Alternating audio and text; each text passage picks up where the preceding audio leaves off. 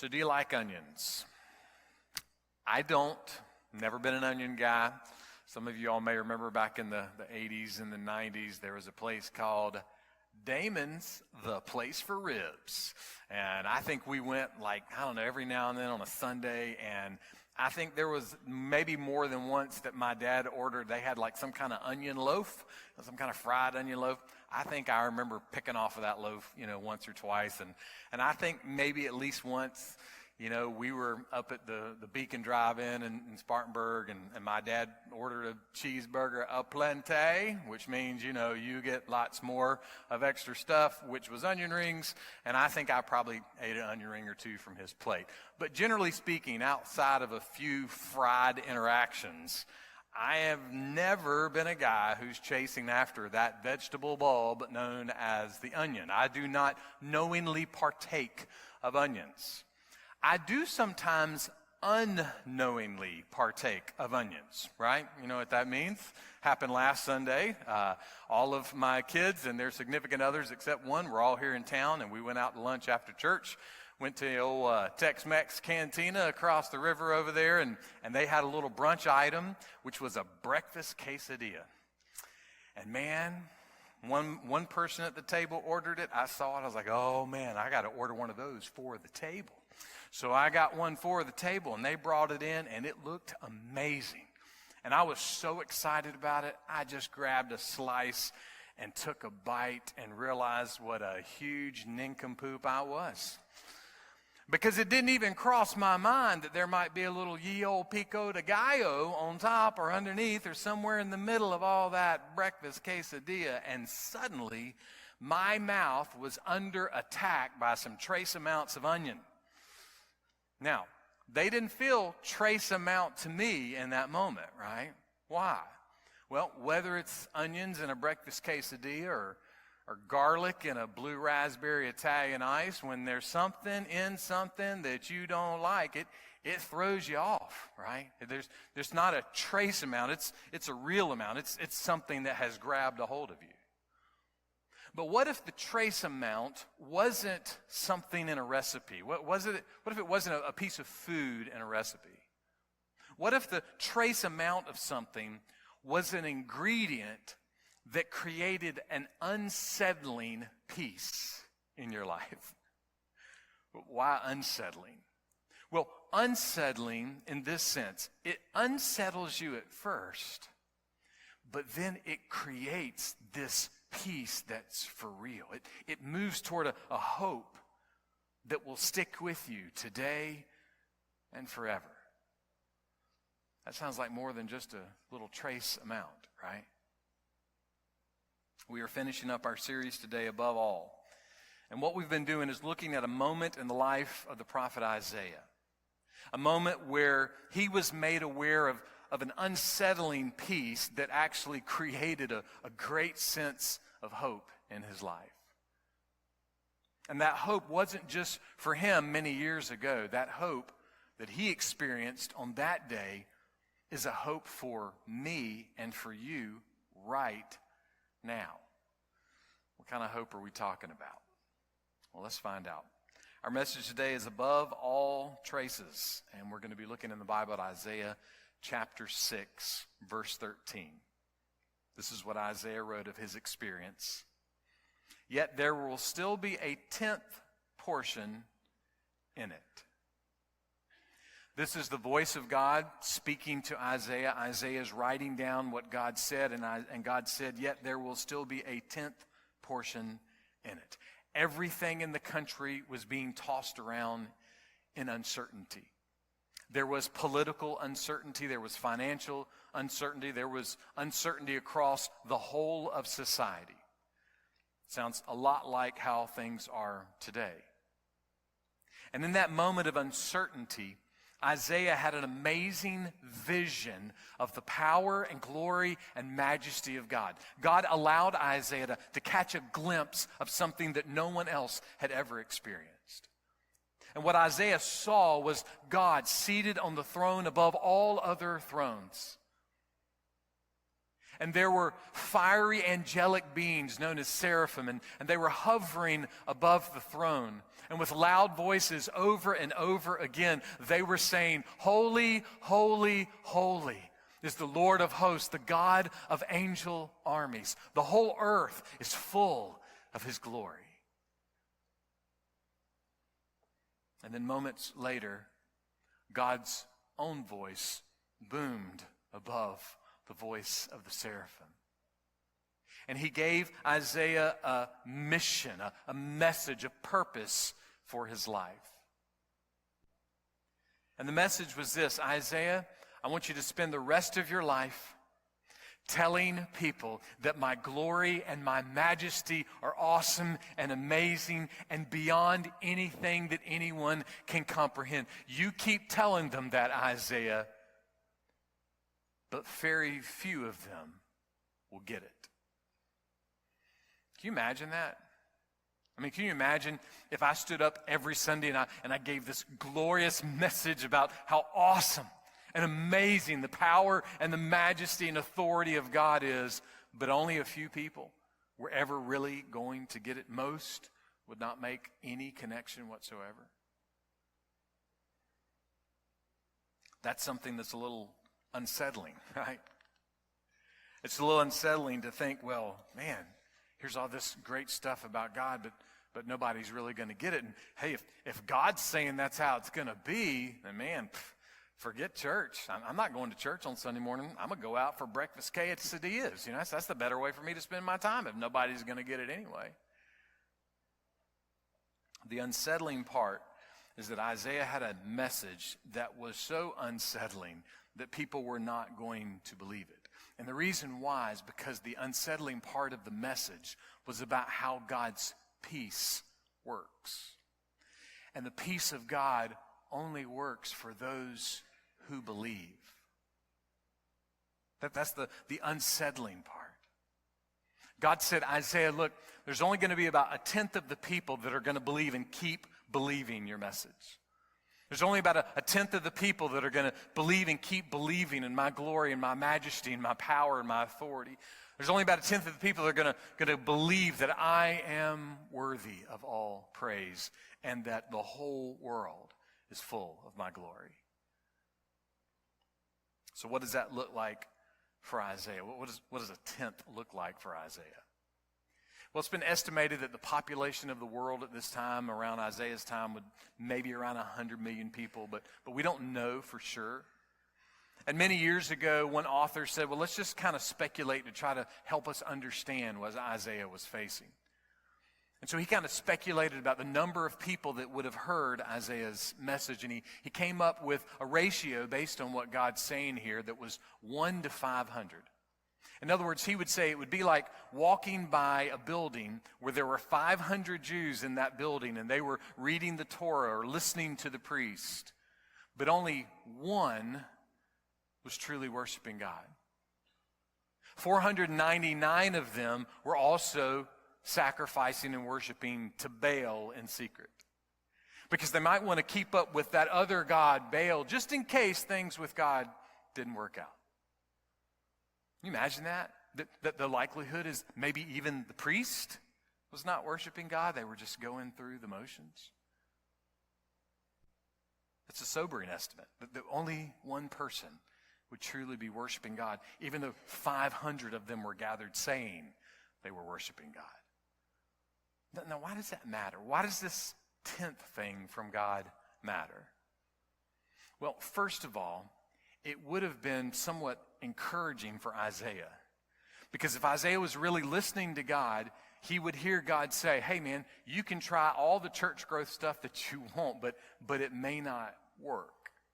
You may try really hard to fill up the building, but it may be full of people that are also worshiping to other gods. Even if he had a church full of people, it didn't mean everybody was following God. More than 60 years ago, A.W. Tozer said this: we do not need to imagine it as an indication of vast spiritual or high degree of holiness when we see a church door open and multitudes spew out on the sidewalk. He says this: follow them home. Follow them a half a block and see how they live. That is the way to tell. See, that's the unsettling part here. The unsettling part is there's only a few that are going to listen. There's only a few that are going to believe. There's only a few that are going to hold fast to their faith. The language the Bible uses for that few is known as the remnant. By definition, a remnant is a little small fragment of something. It's a surviving trace amount of something. One day Jesus was teaching his disciples, and while he was teaching, he reflected on the moment that he was going to return, the moment that he will return. And this is what he said, Luke 18:8. When the Son of Man comes, will he find faith on the earth? Isn't that interesting? Jesus is teaching his disciples, and he goes, when the Son of Man comes, when I return, am I going to find faith? Will he? I mean, will Jesus find faith on earth? Yes, he will. Will he find a lot of it? According to the voice of God to Isaiah and the words of Jesus, no, he won't. On another day, Jesus was walking to a village, and someone came up to him and said this, Luke 13:23, Lord, are there just a few who are being saved? God, help me with the math. Give me the numbers. I need to post something. Jesus, can you tell me, how many people are going? Is it just a few, a lot? Where are we with the statistics? And this is how Jesus responded. Strive to enter through the narrow door, for many, I tell you, will seek to enter and will not be able. Does that mean numbers don't matter? No. It just means that Jesus' answer is, don't focus on the numbers. Focus on the gate. Focus on me, because Jesus is the gate to God. So, are you striving? Are you striving for the narrow gate? Now, that doesn't mean that you can save yourself. What it means is this: if God has quickened your heart to the gospel, if you have repented of sin and received the salvation that Jesus purchased on a cross outside of Jerusalem, you never get over it. I've told y'all before about the elderly gentleman that led our RAs when I was a young boy, Sylvester Thompson. And when Mr. Sylvester, I think he was in his early 80s at that point, when he would read anything about the cross, when we were reading the Bible, he would just start tearing up. He never got over being saved. Striving for the narrow gate is not that we can save ourselves. It's just that if we have been saved, we don't get over it. And if we've been saved, if we have found and are striving for that narrow gate, the picture here is this: like a prize fighter in the ring, like an Olympian running in a stadium. We never stop fighting. We never stop running. We give everything we have to our faith so that when Jesus returns, he will find faith on the earth in us.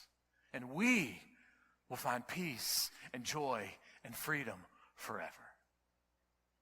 So, are you striving?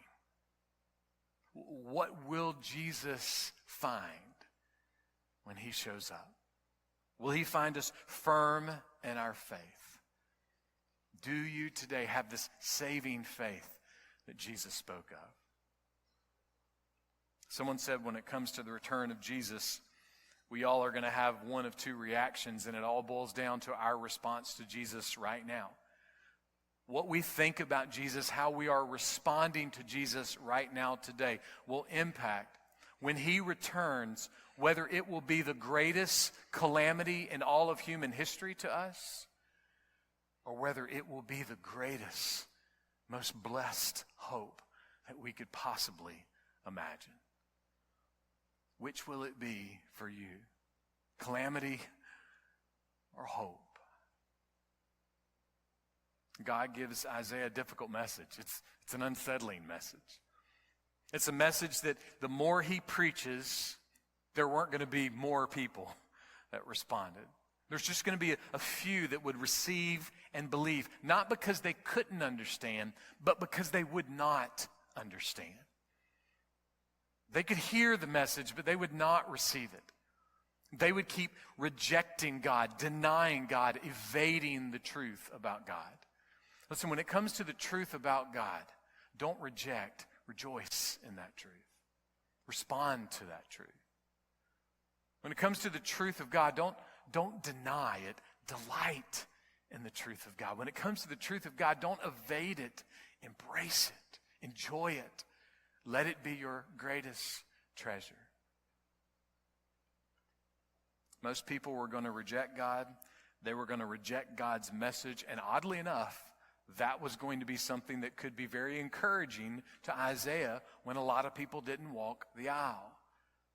That's at least one reason. A second reason that this 10th in the conversation from God is so important is that also helped Isaiah know that no matter how many times he was rejected, no matter how many people mocked him and ridiculed him, no matter how many times people said your message is stupid or dumb, or it doesn't apply to my life, or it's old and it's not current and it's not modern and I can't do anything with it. This 10th was a reminder, this remnant was a reminder to Isaiah, you're never alone. You're never alone. Listen, all of us are going to have a moment when we feel alone. We just are. And we may have moments where we feel alone spiritually.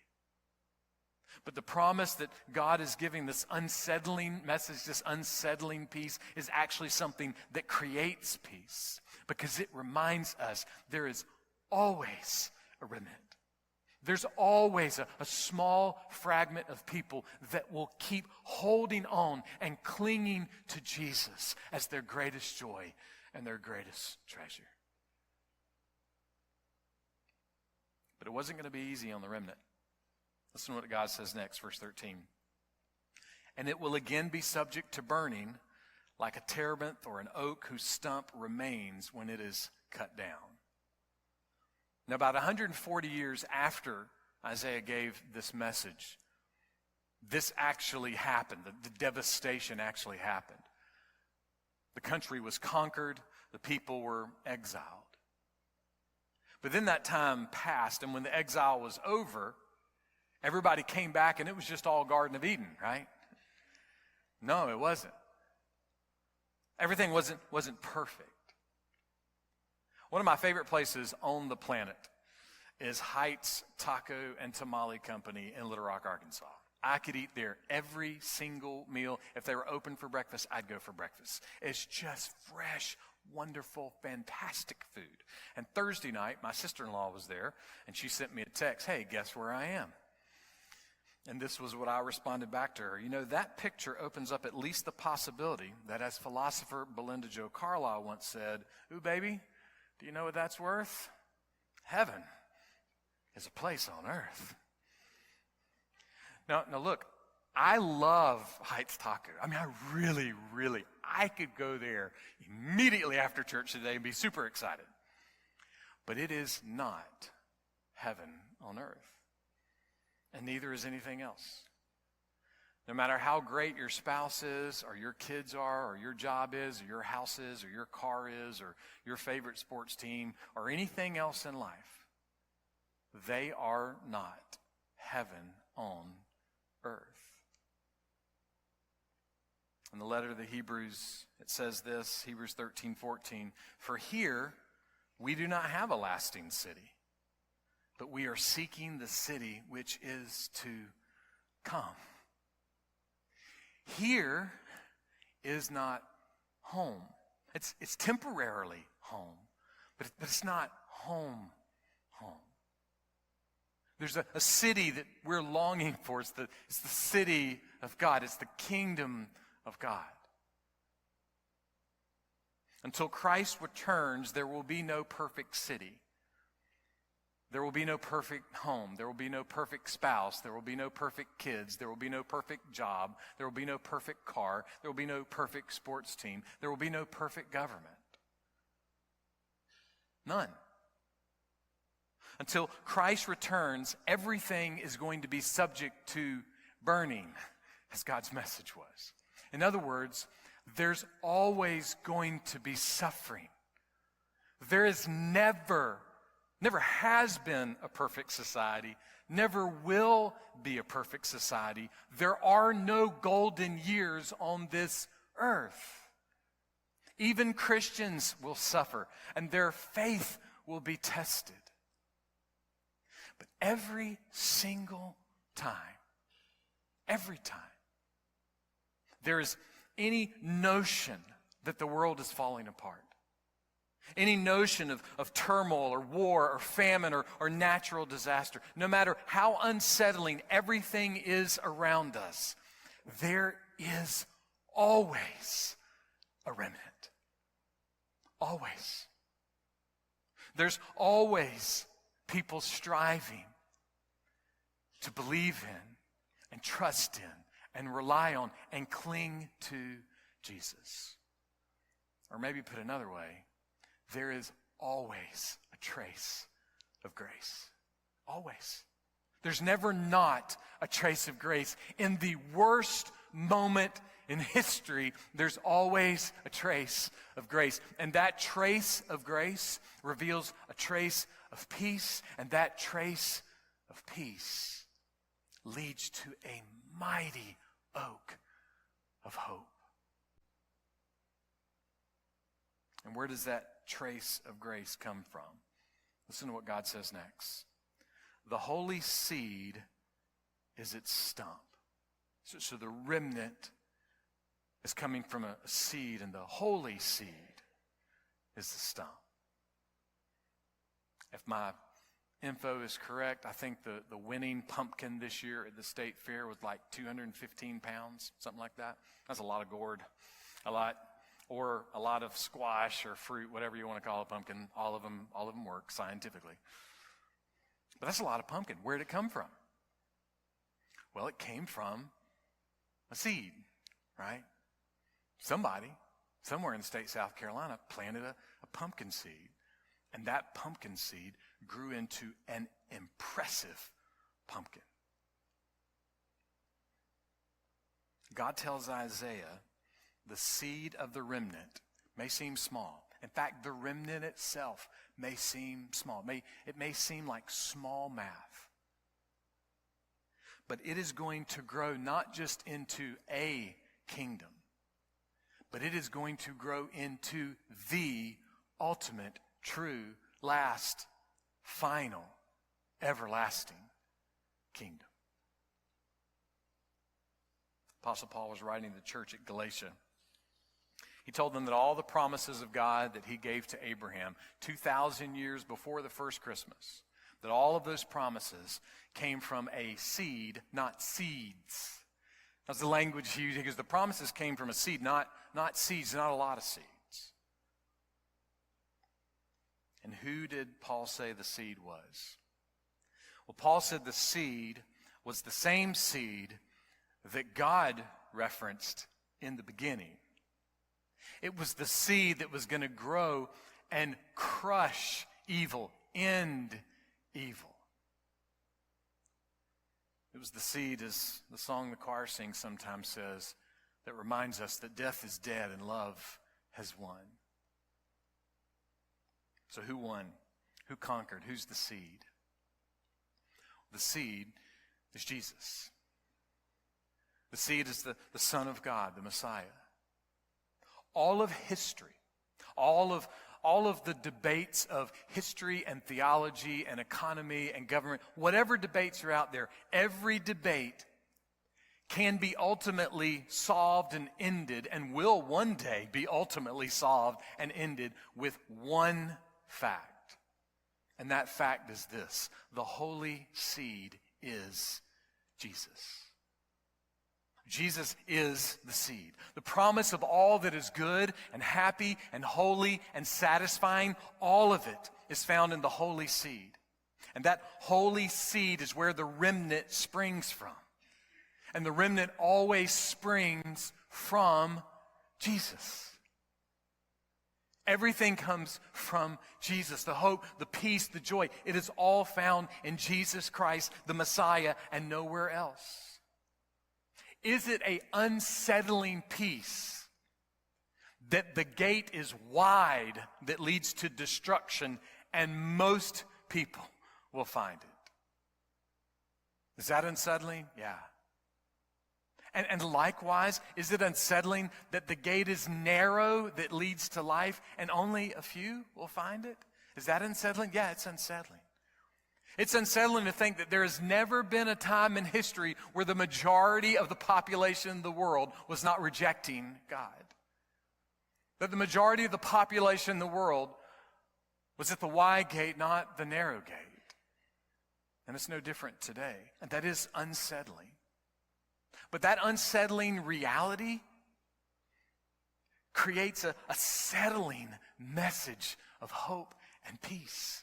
And what is that message? That message is this: in Christ, death is dead, love has won. And Christ is risen from the grave. Christ is conquered. The holy seed is not dead in the ground, it is alive. And that means the narrow gate is wide open and the remnant is still growing. The work of the gospel is alive and well.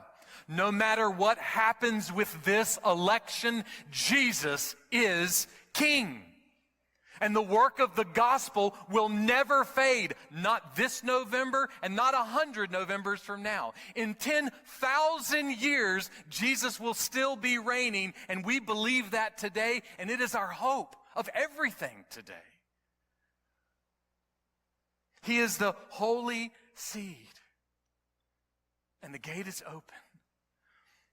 So if you have not turned to Jesus, turn to him today. Go vote with confidence, not fear. Go to the hospital with confidence, not fear. Doesn't mean it's wrong to be afraid. Doesn't mean that we're not going to be a little bit of anxious with lots of things in life. It just means let it be a little bit. Let the lot of bit be our confidence in the holy seed and the one who reigns forever and ever. If you have already turned to Jesus, please know this: no matter what happens with the stock market, no matter what happens with your health, no matter what happens at work or school, no matter what happens at home, no matter what happens with the election or anything else in life, there is always a trace of grace. Always. I had a trace of grace yesterday. Not little g grace, but big G grace. Y'all have heard me many times speak of my friend Grace. Grace will be 102 in 2 weeks. She watches our service on her smart TV every Sunday. Usually she watches the service more than once during the week. She will text me on her Apple Watch or her iPhone every Sunday morning just about. Her internet and stuff's out this morning. So she doesn't have a whole lot. She won't be able to watch today, at least until they get everything turned back on. She also plays Wordle every day on her iPad. It's just, I've never met anyone like Grace. Never.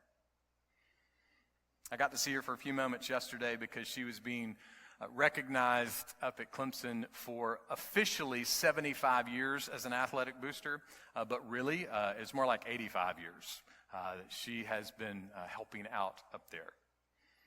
And we were sitting in the car for just a moment yesterday, and she just said, I said, well, hey, how you doing? I said, isn't this exciting, what's going on today? And she said, Dow, I don't have any control over any of this. She said, I've always had so much control over so many things in my life. She goes, I don't have any control anymore. And she said, so what I'm trying to do, I've just committed myself to not complaining and to being grateful. I don't know, is that the key to getting 102? Maybe. But I'm thinking that's not a bad way to live life. Commit yourself to not complaining and be grateful. Many years ago, Clemson was primarily a military school. And yesterday, Grace's son, Charles, came up to me, and he pulled something out of his pocket. And he goes, I found this, and I thought you'd really like to see it. And it was his dad's buckle that he was issued with his uniform when he was a freshman at Clemson. I think I got my year right. He enrolled in 1939, but then left after maybe a semester or two to fight in the war, and then came back a decade later to finish up his degree. But that buckle, it was fascinating. You know, wasn't anything great about it. It was just a little brass buckle. But I knew what we were talking about today, and as soon as Charles put that buckle in my hand in the parking lot, my first thought was, this buckle is a remnant of Pete's life. Man, this little buckle, it's just a remnant of the amazing life that he lived. And then I'm looking around and I see Grace, I see his kids and his grandkids, and none of the great-grands were there, but I mean, this family is huge, and I'm just looking and considering all of the things that have happened through his family. I'm thinking about his granddaughter, Molly, who's in Africa right now. Her and her husband been over there many times just to make sure that they can help people find Jesus. And she's over there right now. I started thinking, look at all that has happened just in this one life. Look at the trace of grace, even as I'm holding this belt buckle. And of course, the second thing I thought was, Dow, what kind of remnant are you going to leave? What's the trace that you will leave? What about you? What's the remnant you're leaving right now? Because listen, I promise Pete left a lot more than, a military Clemson belt buckle. What's the remnant that we are leaving? The trace of grace in the holy seed. The remnant. What's it doing right now? What is that trace of grace doing? A gazillion things. I mean, there's no way to measure what it's doing. But I can tell you one thing it's doing. One thing that trace of grace is doing is it is whispering to your heart over and over and over again, dear Christian, you are not part of a remnant. You are part of the remnant. Death is dead. Love has won. Christ has conquered. And we will reign with him forever. That is a trace above all other traces.